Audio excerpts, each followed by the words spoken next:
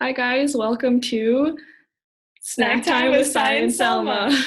So today we're going to be discussing the cultural importance of foods in Brazil and China. There you go. So to introduce ourselves first, my name is Sai. I am now a second year at UNC. I study anthropology and linguistics, and my focus country is China. So I lived there for 4 years, and the pictures you're seeing here are me in Beijing, and then the two on the side are from one is from Beijing and the other is from another city in China, and I'm really excited to share about Chinese food with you today. Hi everyone, my name is Selma. I am a first year student at UNC in psychology. So I was actually born here in the US, but I grew up in Brazil and lived my whole life there. So I got to experience the amazing Brazilian culture my whole life, and I'm really excited to share it with you guys. So that's me in the middle picture, and these are all pictures from Rio, which is the city where I grew up in Brazil. And as you can see, there's a lot of natural beauty there. So hope you guys enjoy learning about the foods in China and Brazil. So to start things off, we wanted to know what kinds of international foods you guys know. So you can just shout it out to your classroom, or you can ask your teachers to type in the chat, and we're really interested in knowing. So it could be from Brazil, from China, or anywhere really. So a restaurant you visited with your family, or any kinds of foods, Yeah, we'll give you guys a few seconds to type it in real fast.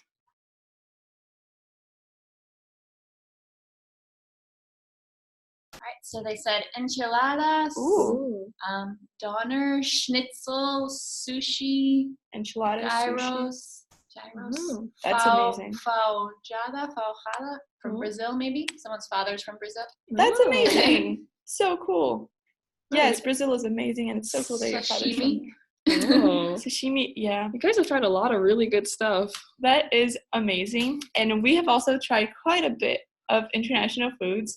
And so we wanted to share a little bit more with you guys today. And I'm glad you already know many international foods.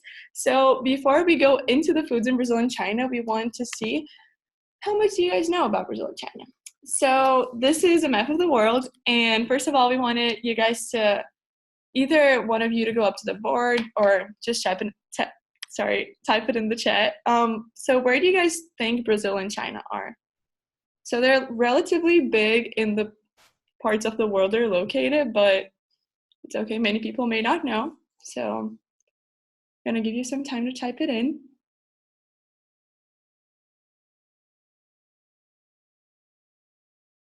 All right, so awesome. So for everyone, so Brazil is this yellow country in the bottom left, and then China is this yellow country on the right. On the right. And we're gonna show them better here. Yeah. So that is Brazil in South America. And China is the one on the right here in Asia. And I think when I look at China on the map, something that helps me, and you can see it pretty kind of clearly here, is that it kind of looks like a rooster or a chicken. So that's helpful if you look for it in the future. So just to share some facts about our countries. So right now, China is the largest population in the world. It's the country with the most people in it, and it has 1.3 billion people. Secondly, China's the official language that everyone speaks there is Mandarin Chinese, which is, if you see the characters for ni hao, which means hello on the bottom there. But China also has hundreds of other languages spoken in different villages and different cities. So it's really diverse. And also, finally, as you can see on the right, I'm sure many of you might have heard of the Great Wall of China, but for those who haven't, it's a really long wall that is built basically across the entirety of China. And right now it's over 13,000 miles long. So it's a pretty long way. People have been known to walk it, but I don't know if I'd recommend doing that. All right, so Brazil also has a very famous place people like to go. So that picture on the left is of a thing called Christ the Redeemer, which is this really big statue, really high, that is in Rio de Janeiro, where I'm from. And just like the Wall of China, it's one of the 7 wonders of the world. So great countries we picked. All right, so for those of you who like soccer, or you just know stuff about soccer, that in the middle is Neymar. You may maybe recognize him or not. He's a very big player right now in the world, and he's Brazilian. And then this movie on the right is called Rio. It came out some years ago, and it shows mostly about the city I was born. Sorry, the city I grew up in. And it's amazing. So maybe if you watch the movie, you didn't even think about it, but you're already learning something about Brazil. One of them raise their hands. They play soccer. Oh, that's amazing. Soccer is a great sport. It's very big in Brazil, and Neymar is amazing in it. Okay, so I guess we're going to jump right in. And the first food we're going to be talking about is from China, and it's something called Jiaozi. And if you want, you can try and repeat it in your classrooms. If not, that's okay. But it's called Jiaozi, and it's basically Chinese dumplings. So why do Chinese people eat Jiaozi? So to share some history, it goes back a few thousand years ago. There was a famous herbalist. Herbalist is someone who knows a lot about plants and how to eat them as medicine and as food. His name was Zhang Zhongjin, and he basically went into a village one day during winter, and he realized how cold it was. And it was so cold, people were getting sick, and they were saying that it was so cold their ears were freezing. And he was so surprised, and he had to figure out what to do. So that evening, he went out and picked a bunch of different vegetables and herbs, and he figured out what would go well together, and he ended up making, so he took meat, he took vegetables, and he wrapped them up, boiled them, and made something like the soup that you can see on the screen right now. And people ate them, and their ears defrosted, and they were warmed up, and they weren't getting sick anymore. So from then on, people started eating it as a really good way to warm up in the winter and stuff. And as the legend goes, he made them up until New Year's. So now on Chinese New Year's, people will eat jiaozi as kind of a traditional food and as good luck in the new year. So when do people eat jiaozi? Like I just said, they eat it on New Year's a lot. And it's just a really lucky food for some Chinese people. It's also apparently shaped like old Chinese gold. So when people eat it, they're also wishing for money and to have a lot of it in the new year. They also eat it during winter just because it's cold, and especially in the north of China, they say that people in the north like to eat it a lot, especially because it gets really cold there. And then finally, people just eat it because they feel like it, like the baby on the bottom that you see there. So how to make jiaozi? So the main ingredients are vegetables and meat, and then the little flat dough that you see on the screen here. So for vegetables, you can put anything you really want in it, but the most common things people use are cabbage or lettuce or mushroom, corn. And then for meat, you can use, again, almost anyone you feel like. People have used shrimp before, or beef, or pork, lamb, anything you really want to. So then you mix it all you chop it all up and mix it all together, and you get the kind of mixture that you see on the screen there. Then you take your flat little jiaozi wrapper. In Chinese, it's called jiaozi pi, and you put the filling in there, wrap it up, and then you get, some good jiaozi. Yeah, and what people usually eat it with is either by itself, they can eat it in soup or with some soy sauce, and it's just a really great way to warm yourself up, and you can eat a lot of it at once, which is also really helpful. So finally, I'm going to show you guys a really short video about how to wrap jiaozi, or as Chinese people say it, how to bao jiaozi.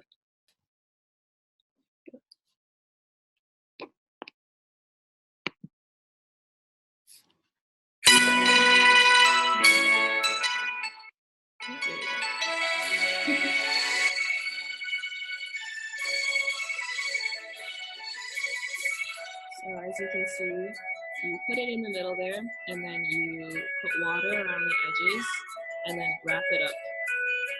in this kind of traditional way.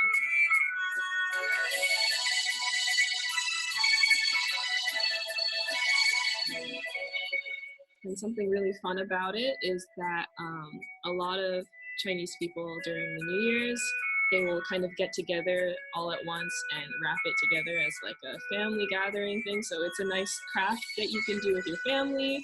And then at the end, you get some really delicious food to eat. So I'll show you guys a few more seconds of this. There are two ladies wrapping them.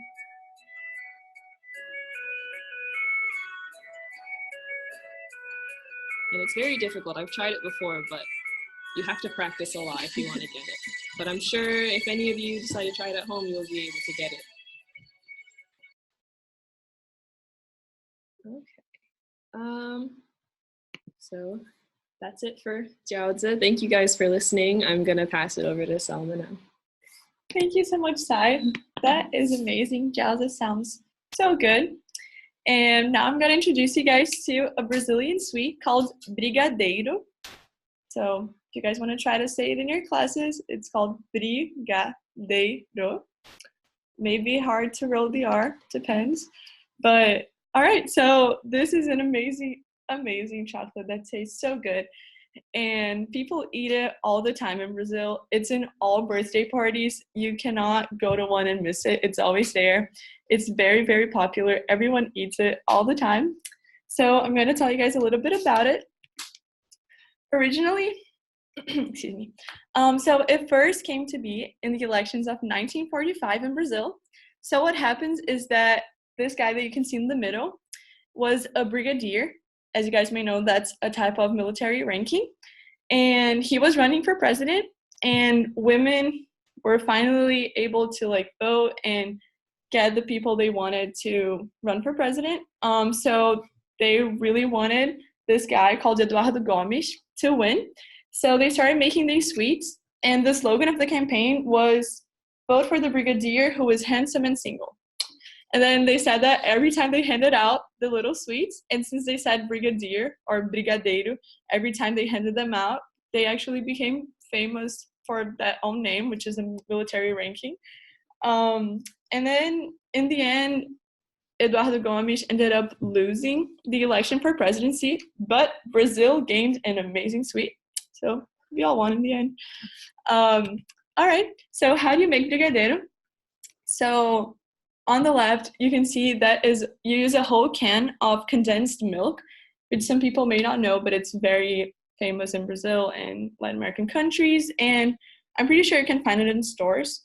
And then 1 teaspoon of butter, 3 or 4 teaspoons of cocoa powder, and in the end, if you want, whenever it's ready, you can roll it up on chocolate sprinkles.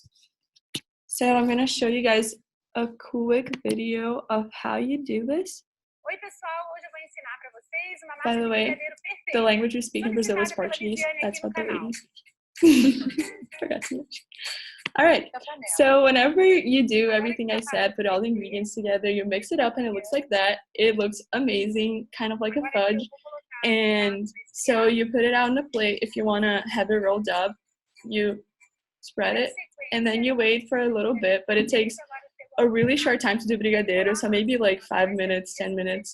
And then you just wait a little bit, and then she's going to show how you can make up little balls and roll it in sprinkles, which is what people usually do for birthday parties, and just the most common form that people eat brigadeiro.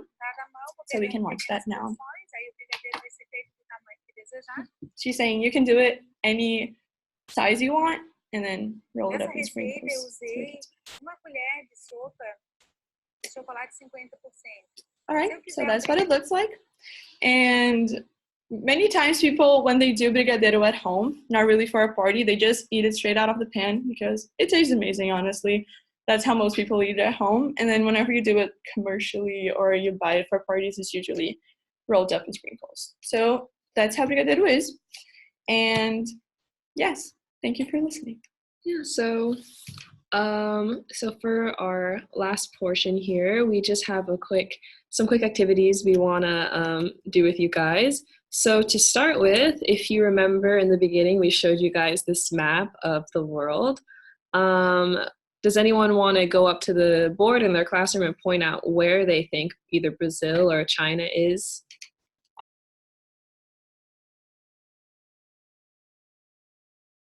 Awesome. We have many intelligent students out there. Can see you all raising your hands. Yes. That's amazing. And also, if you didn't learn, it's fine. We're going to repeat it. Yeah. So just to, we'll repeat it right now. So Brazil is in South America. If you guys know where South America is, it's the country on the bottom left. It's the country on the bottom left, and it's the biggest one in South America. It's the really big yellow one that you can see down there. And China, if you guys remember, I said it looks kind of like a chicken. And it's the biggest country in Asia, and it's also helpful that it is also yellow. So it's on the top right, kind of, in this map, if you can see it there. And then, so for our second activity, I want you guys to first maybe discuss with a partner, and then after that you can type in the chat if you remember any of the ingredients that we said for either brigadeiro or for jowzi. And they can be any ingredient you want, really. If it's something that I haven't said or that Selma hasn't said, then that's fine. However you feel like it should be made.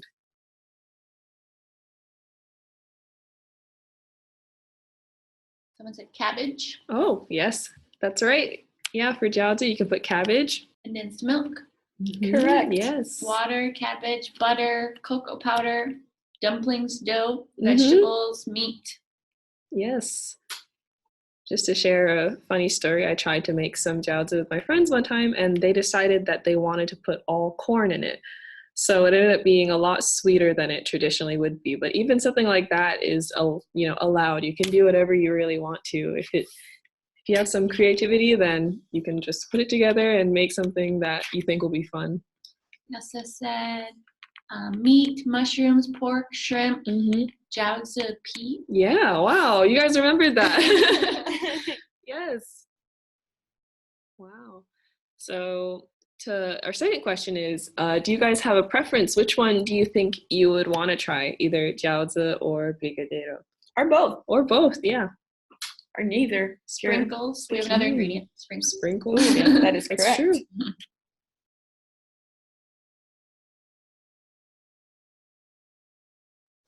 Someone said the jowzi, the dumplings. Okay.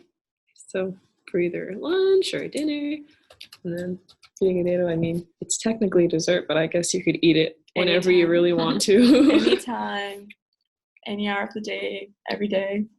It's fine. People do it a lot. It's a great snack. You do it pretty quick, so it's great. Yeah. And I think you also said that some people don't actually roll it up. You can just eat it out of the pot by yourself if you really feel like it. So have you guys finished discussing it? One class said if they're doing ingredients, or they said wanted to try it, but chocolate. So okay. Yes. Yes. Chocolate's always good. Yeah. Okay.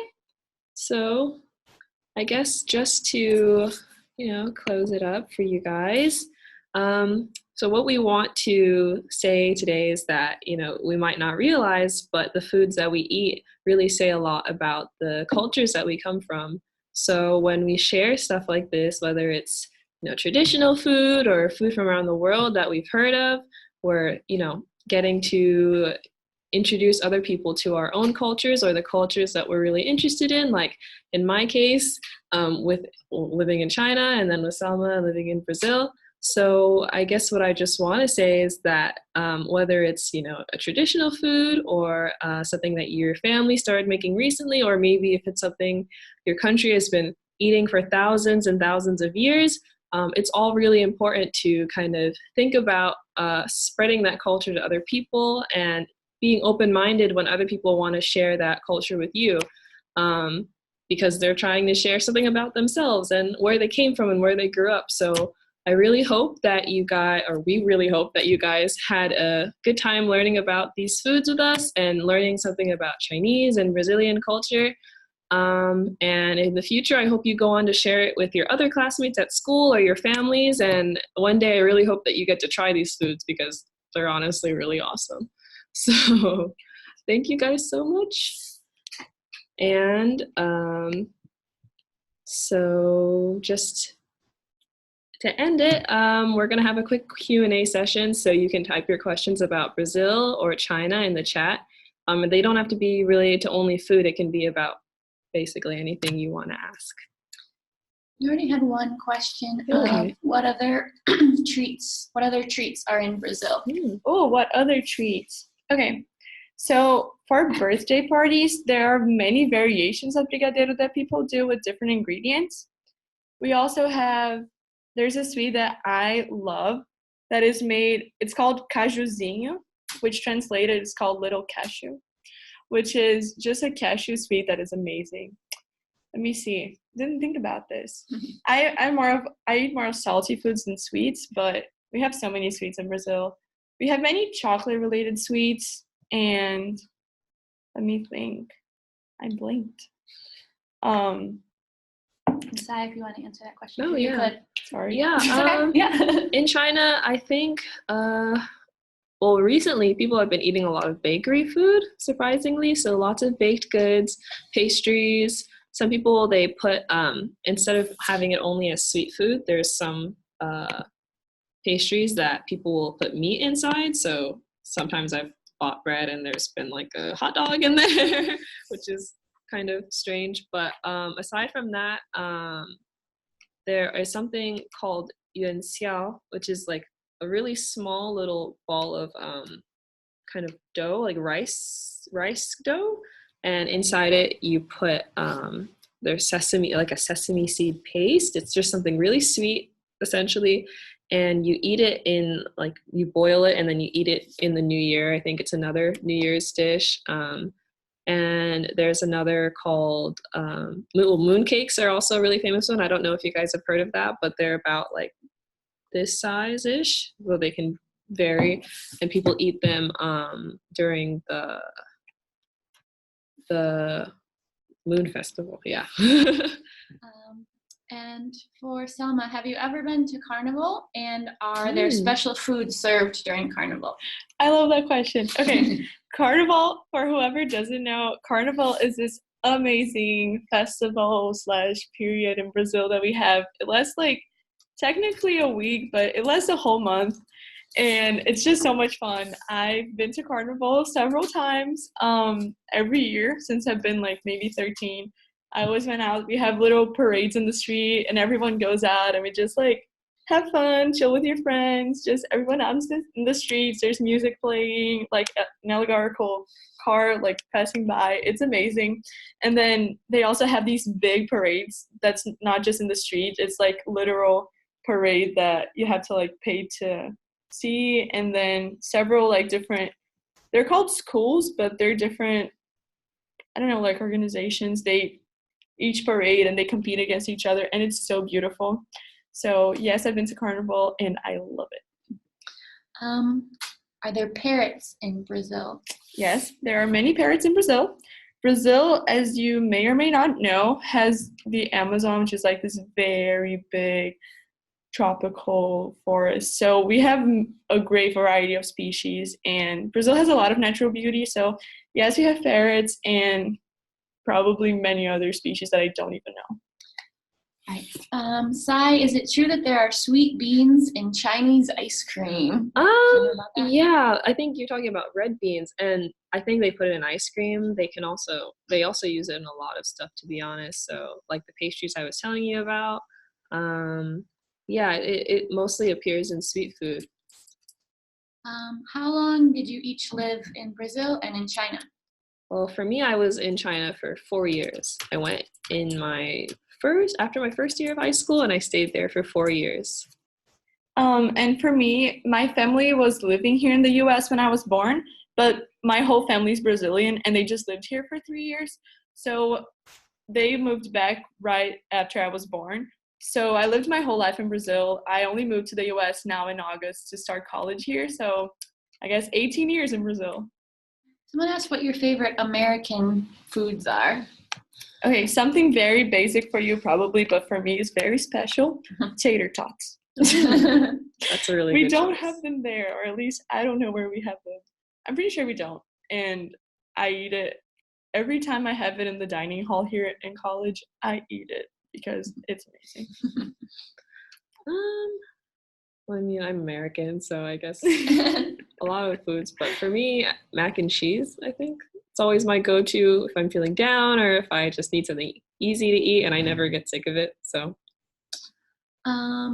what are some of like the traditional dishes served in China and Brazil around holidays, like maybe Chinese New Year or something like that? If there's any special foods for holidays.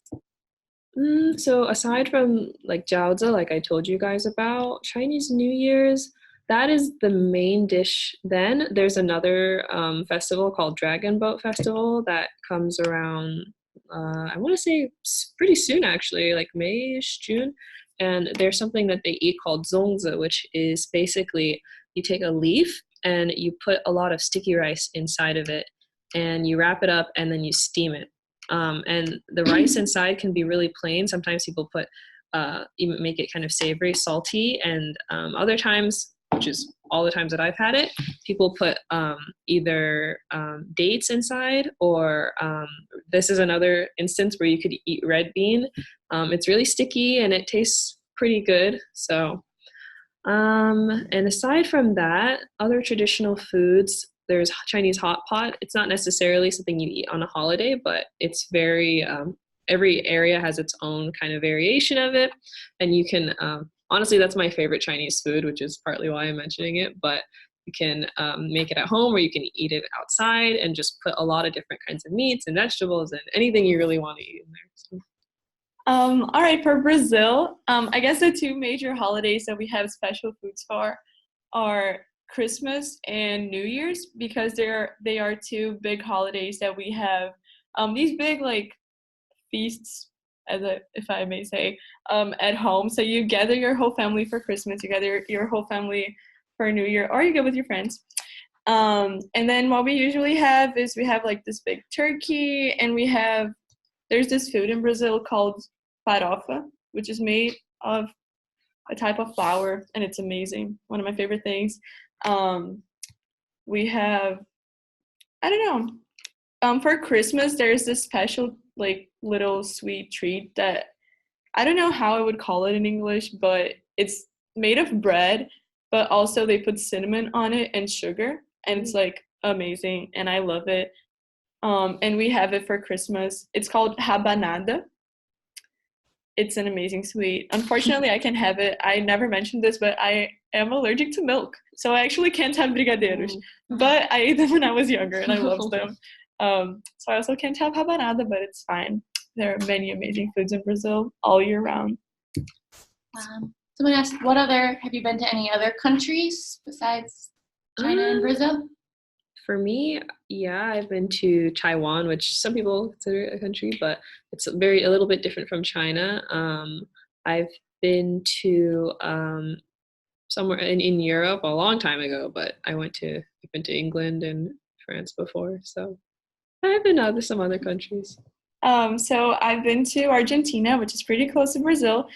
I came to the US several times to vacation. I've also been to France and Italy.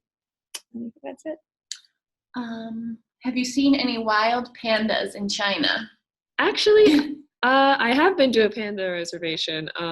Our school brought us there, and we saw a lot of living in their kind of, not in their natural habitat in the forest, but we were able to see them, in the park, and they had a little room where all the panda babies were after being born. So it was a really cute, like, nursery with them all like lined up and sleeping. So I've seen that before. Yeah. Do they speak English in Brazil? So speaking English in Brazil, it's not very common. So it depends if you had the opportunity to learn. So we all speak Portuguese in Brazil. And the school system there right now is not in a very good position with the government. The government's not really funding anything. So I would say most people don't speak English, but I was very fortunate to go to an American school growing up, which is how I learned English. And I've been speaking it since I was 3. but I'd say many people don't have that opportunity. What is the most popular sport in China? Right now, soccer is pretty popular, I think. And I don't know if you guys know this, but pretty, like, at least a while ago when I was growing up, China is really popular for ping pong. It's still a really big sport in China. I played it during gym class a lot. It was one of our required activities. Yeah, I think ping pong, soccer, and badminton are some really big sports. Also basketball. There are a lot of really big sports in China. I can't say which one is people's favorites, but people are pretty active there. And what is your favorite food or treat in Brazil or China? Or dish? Okay, dish. Okay, the typical Brazilian dish is my favorite thing in the world. I could eat it every day forever, and I would be a happier person. But okay, so the typical dish is rice, beans, farofa, which is that thing I said before that's made of flour, steak, and French fries, and it's the best thing in the world. It's different probably from the rice and beans you guys have probably tried, because it's not the Mexican version that I guess it's what you have the most here in the U.S. is the Brazilian version, and this dish is just my life, and it's amazing. Yeah, I think for me, I think I mentioned it before, hot pot, but I didn't explain too well what it is. Essentially, you have like a pot it's a hot pot filled with water and kind of broth and soup, and you can have different flavors of broth, and then you sit with your family or your friends or whoever you're with, or maybe by yourself if you really feel like it, and you cook the food by yourself as you eat it. So there are a lot of places in China you can go that are either really cheap or really expensive to just go and kind of they have kind of base broth for you, and they offer you a lot of vegetables, and then you sit there for sometimes hours if you really want to, and like just cook your own meat and vegetables in the soup there right in front of you. So I think that's my favorite dish. I even figured out how to make it when I came back to the US. My mom and I finally figured out how to make it during the summer. So yeah, I think that's my favorite. Awesome. Also, something I like to mention, if anyone ever happens to visit Brazil, the food there is very cheap in comparison if you convert it to dollars, because our currency right now, it's called real, and it's 4 times lower than the dollar. So a full course, like a full meal with like appetizer, entree, dessert would be like $10. So if you happen to go, you can eat a lot, which is awesome. Sorry, we're going to. Oh no. They asked if you can speak Chinese and Portuguese. So I don't know if you want to tell them like a few like hello and goodbye or something like that. So I can speak Portuguese. Oh, never mind. That was not the question. Yes, I can help you speak Portuguese. All right. The question was if you can. But yeah. Yes, I can. All right. So let me think of some words. Okay. So to say hello, you say oi, just O-I, oi. You guys can all say that to each other now. And if you want to say bye, that's ciao, which I think it's the same for Italian. So you can say that too to each other. And what else? How are you? Okay, so for asking how are you, you can say como você tá, which is literally how are you. So como você tá. Then you do like ask it as a question. So como você tá? Ou como vai você? All right, cool. And one word that I love in Portuguese, you say it saudade, which is the word for whenever you say I miss you, you can say I have saudade, which is like this more, I don't know, it's less like I miss you, and it's more I don't know, it's like this abstract, beautiful concept. I just love that word, but okay. So for Chinese, I speak Mandarin, so that's the only thing. That's the only Chinese language that I know, but it's the official one. So, and to say hello or just hi is ni hao.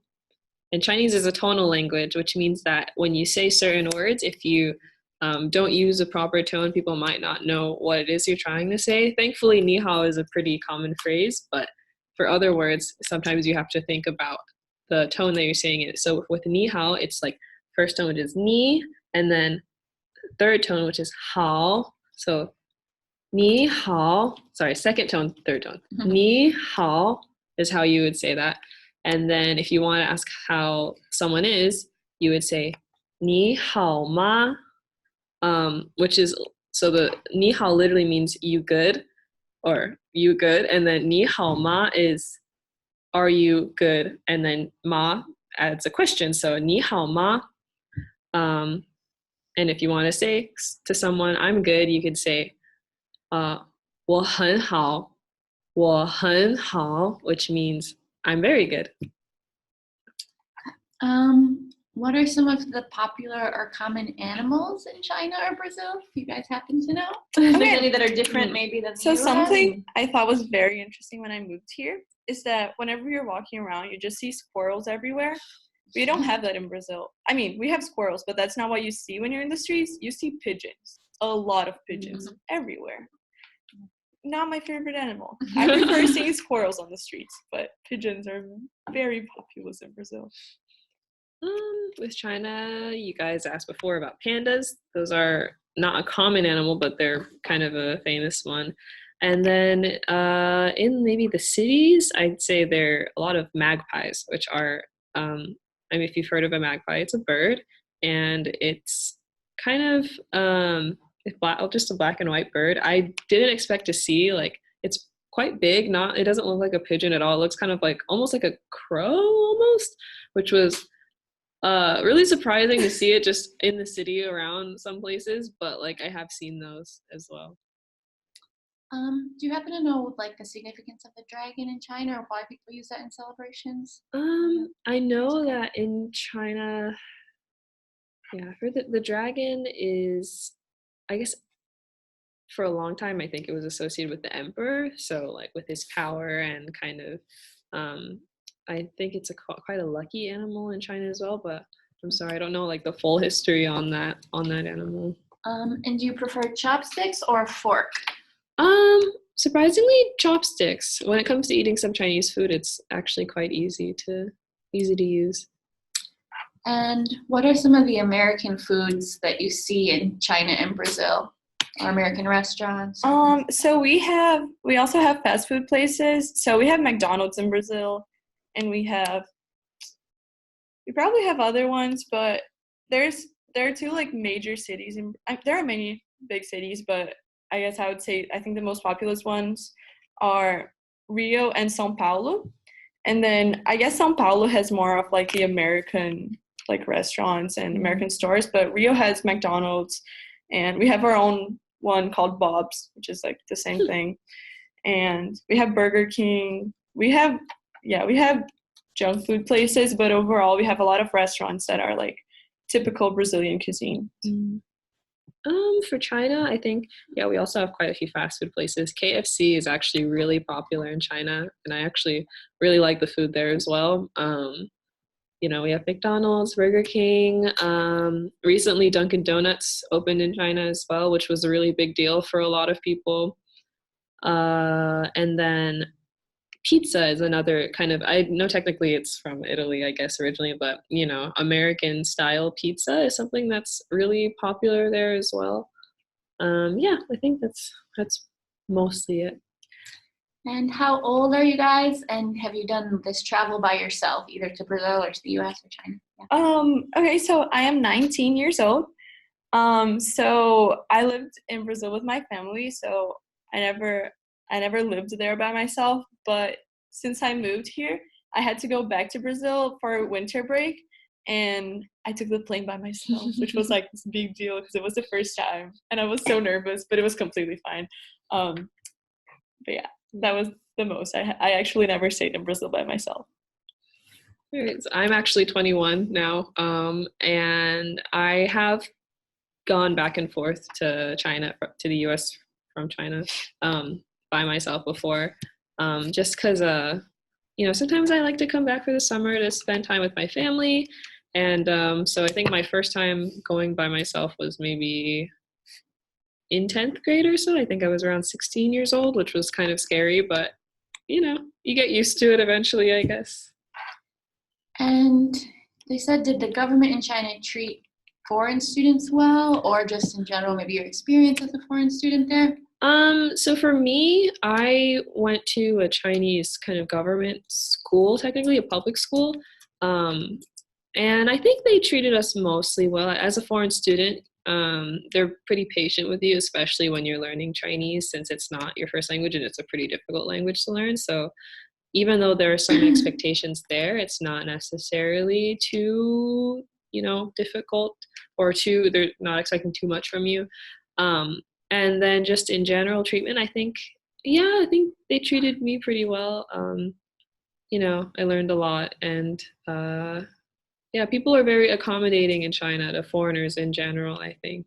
If you, follow the rules and kind of treat other people with respect, then they will also treat you nicely. And there are a lot of people in China who speak English more than I expected. So there are some times when you get lost or you need help, and that's also a time when people will kind of help you out as well, I think. And so the population of Brazil, which is... Yeah, I looked it up. Okay. Yes. I saw that question. I looked it up. I don't know the statistics, but so 209 million people in Brazil. Very, very populous. Rio, which is where I grew up, 6 million people. So really big city. Really, really, really big city. I also pulled up the stats for New York. New York has 8.6 million. So Rio has 6.3. So you can imagine really big. Think about like New York, like amount of people. And then we have another city which is really, really big, and it's called São Paulo, as I mentioned it before, and they have 14.7 million people. So think like way more than New York. That's São Paulo. So. And what other kinds of sports are popular in Brazil in addition to soccer? So I guess soccer is the most popular one, but we also have like, I guess, all other sports. We're not good in like, I'm not gonna say we're not good because I don't know, but we probably don't have a lot of winter sports because Brazil, it's always hot there. But we have basketball, we have volleyball, we're good at volleyball, I'm pretty sure. And I have a friend who's like, her father is like one of the champions in sailing for the world. So like we're good in several other sports. We're in the Olympics, but I guess soccer is really the major one. I think there's a question about what are your favorite things to do in Brazil or China? Maybe certain activities you do there or something you've done there. Yeah. So I lived in Ipanema, which I don't know, you may know. It's like by Copacabana, which also you may not know, but it's fine. So I lived 1 block from the beach my whole life. So that was always a fun thing to do. It's always hot in Brazil, as I said. The coldest it ever gets, at least in Rio, is like 60 something degrees. So you can always go to the beach and it's fun. You can go with your friends.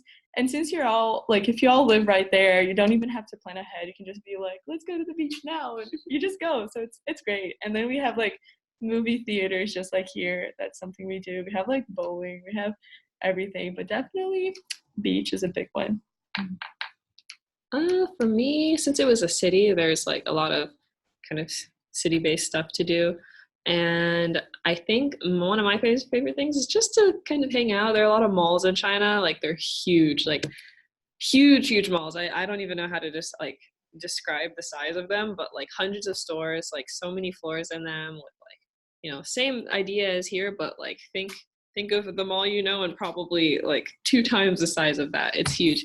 So that was something that was really fun for me, just walking around, but also as like an actual activity to do, something that's really kind of that you have to do as a foreigner, we say, is go to the Great Wall. So some people have been there like 6 or 8 times and like just take a walk, because there's so many different portions of the Great Wall, like depending on where you go. So around Beijing, there are a few that are either really difficult, so really steep, where you almost have to like sit down on each step as you go up. And then there are some that are really, relaxed, where you can just kind of walk around and stuff. Yeah, I think that's something that's really fun. It's hard. It's really difficult. So if you're someone who really likes being like active, that's something that's probably really fun for you. But yeah, that's another thing that I really enjoy doing. And what are the schools like in China and Brazil? Maybe some similarities or differences to school here? I guess, as I mentioned before, the school system right now in Brazil is not great because the government, as I said, it's not really funding the schools. They're not paying the teachers as they should. So it's not in a great position right now. The public schools are not great. So I went to an American school, and I have friends who went to German schools. I have friends who went to British schools. So we have some schools that are like international, which I guess is different from here. I don't know if you have many schools that are like mainly taught in another language. But yeah, the public schools right now are not in a good position. China is around the same like kind of school system where we have a lot of international schools, but then there are so many local schools as well. And in China, something that's interesting is that, you know, in the US, our perception is that private schools are usually like thought as, you know, better than public schools. But in China, it's actually the opposite, where if you go to a public school, it's a lot better than a private school. um, yeah, so there are a lot of, you know, the Canadian school, German school. My own school was actually a Chinese school, but it had an international section, which is also quite common. Oh, we have another camera on. Hi. Yeah, there's a lot of, you know, international schools like that as well. But yeah, the schooling it's really difficult for so for Chinese students, something that they have to do before they go to university is take a huge test. It's almost like if you think about the SAT. For some of you, I don't know if that's definitely not in your near future, but something called Gaokao, which literally means like big test or like tall test, and they take it. Everyone has to take it before they go into Chinese university. So maybe do one or two more. okay. And is there special clothing to wear in China or Brazil? Maybe daily life or traditional events? So I'd say for Brazil, we use clothes pretty similar to what you guys wear here in America, but the summer clothes. So we're in a constant summer. So just like shorts every day, rompers, just dresses. It's pretty like, at least I'm in like a beach city, so people are always just like wearing their bikinis under their clothes, just very chill. Yeah, they also asked a little bit about weather in China, hot or cold, but clothing and weather. So for China, to answer clothing first, there is something called qipao, which is a traditional Chinese clothing. And then in terms of weather, there are a lot of different kind of environments in China. So there's desert in the west, and then where I was in Beijing was kind of northern China. So it's more similar to the weather that we have here, I think. Maybe not as hot as here in like North Carolina, but if you think like the northeast of the US, which is where I'm from originally, it's pretty similar. And it can get really freezing there. So like just the northeast of China, somewhere called Harbin, you know, it's known for like ice hotels and like people's eyelashes freezing and stuff. But then in the south, you have Hong Kong, which is always really like humid and hot, and yeah, it rains a lot there as well. So there's a lot of different environments. But in terms of clothes, it's like you said, pretty similar to the US, I think. I don't know if you need to go, Selma. I don't know if you want to answer questions for a few more minutes. Answer a few more. I read one here about if we have schools on Saturday. I don't know if it's here or there.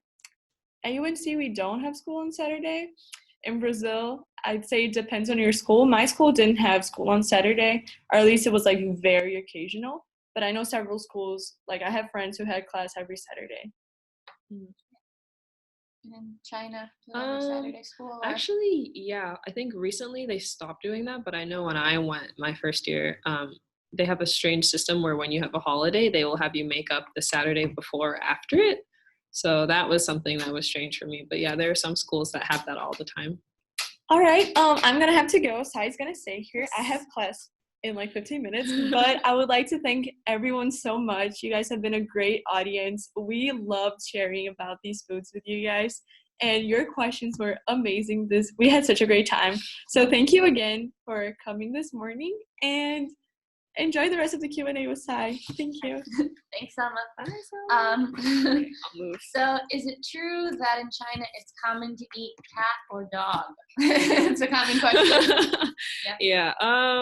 So it's not common. Definitely not common. I won't say that it's never happened before. And there was kind of a controversy, like a little while ago with kind of a festival, I think, for dog eating, but it's not something that people like really do a lot, or I've never seen it either. So yeah, I wouldn't say it's common. Are there any special dances in China or Brazil? I can say in Brazil there's the samba. Yeah. China, yeah, I think there probably are some traditional dances. I don't know any, but probably related to like performing and stuff. They asked if you play video games, but maybe you could also talk, I don't know if you know much about video game playing in China, or just you personally. I personally, not anymore. I used to when I was younger. I like video games. In China, though, there's a huge video game culture. I've never been to one, but there are a lot of computer cafes, like PC. I forget how it's said, but yeah. You can go and like order food and stay there for like hours and hours using the computers, and a lot of people use that for playing games and stuff. And then hand phone games is apparently like on the rise as well. So even if you're not someone who has like a video game console or can use a computer really well, you can also just kind of use your hand phone and play that way. A lot of people on the subway are constantly with their head down like this playing video games. So. What kind of traditional games do you play, or do they have in China? So there is something called mahjong, which is I don't really play many traditional Chinese games, but I have learned a little bit about them. Then there's kind of Chinese chess, which is fun as well. So yeah, those are two of them. Are there any special colors in China? Special colors. I think red is a really important color for China. It's the color of the flag, and it's also kind of a symbolism, I think, for China and being really patriotic and caring about the country. So there's an oldish sort of saying, I think people still use it in Chinese, that it literally means like if someone is very red, it means that they love their country a lot. They're very patriotic. And it like hun hong, which is just very red. So someone asked if there's rainbows in China. Yes, there are rainbows. And also, do you water pants? Maybe you wear pants. Here's how it is front. Do they do kung fu? They do. Chinese in martial arts, it's very popular. So a lot of movies, when they come out, people love seeing kung fu movies. Something that people do a lot as well is Tai Chi, if you've heard of it. A lot of old people in the park. So sometimes when I'd go to school, I'd see them practicing Tai Chi really early in the morning. But yeah, people definitely do kung fu in China. Are there popular stores or shops in China? There is one that I've been to that I think it might be based in Japan, but it's something called Miniso, and it's kind of like there's everything in there. It's like there's makeup, there are a lot of plushies, like stuffed animals, food, and it's just a really cute place to go into. It's all over China that I really like going in there because I always find something new. But yeah, and then other than that, a lot of the same stores we have here, Zara, Forever 21 are also there. There are some Chinese brands, a lot of kind of independent stores, but those are some big ones as well. The time difference, which I think is 12 hours? Yeah, 12 hours. During daylight savings, I want to say it's 13 hours, but yeah, 12-hour difference. Any traditional games that you know anything about? Or toys, actually, was toys. Toys. People play with tops in China a lot. So sometimes at night when you're walking around, there'll be like a lot of older people as well, actually. So there's like a top, and like you use the kind of stick with a string on it, and you keep hitting it so that it keeps spinning, and it's actually really cool to see, and it's really loud as well, but that's cool. And then if you guys know anything about hacky sack, there's kind of a Chinese version with there's a lot of little plates with like feathers sticking out, and it always falls like on the flat side, so people use it and like kick it around together. And again, a lot of older people use that as well, so old people in China are very active. Do you have any friends in China? Yes, all my high school friends. Yeah, I actually went back there this summer, so if you guys saw at the beginning, that was also where I went. And what type of religions are there in China? Religion, I think Buddhism is a really famous one right now, or not famous, but I guess I'd say popular. Yeah, really common. There, Christianity is also there, but China is mainly like a kind of atheist, I guess I'd say almost. Like they don't really. Yeah, I can't say what an official kind of really popular religion is because many people in China aren't very religious. Do you know anything about musical instruments in China or common Yeah, ones? there are some pretty there are a lot of traditional Chinese instruments. There's a movie I watched recently actually. I mean, I don't know if you guys would be able to watch it, it's in Chinese, but yeah, they have something called what is it called? I can't remember the name of it. It's a very there are a lot though. Lots of string instruments. So my mom is actually trying to learn how to play one right now. It's kind of like if you think of a same type of instrument almost as a harp, but it has a lot of strings going down like this, like in front of you, and like you play it like this way with some really special nails that you wear. I'm sorry, I can't remember the name of it right now for some reason. But yeah, there's that. There's kind of a Chinese guitar that they hold like this. There are flutes, Chinese drums, bells. Yeah, there are a lot of traditional Chinese instruments. All right, well, it's 10 o'clock, so thank you so much, everybody that joined us. Thank you for all your great answers to our questions and for all of your questions. And we will be back in 10 minutes for our next presentation. I believe the next one is dance and music in Ethiopia and Jordan. So we're gonna turn our camera off and then we'll be back at 10:10. So bye, everybody. Nice to meet you guys.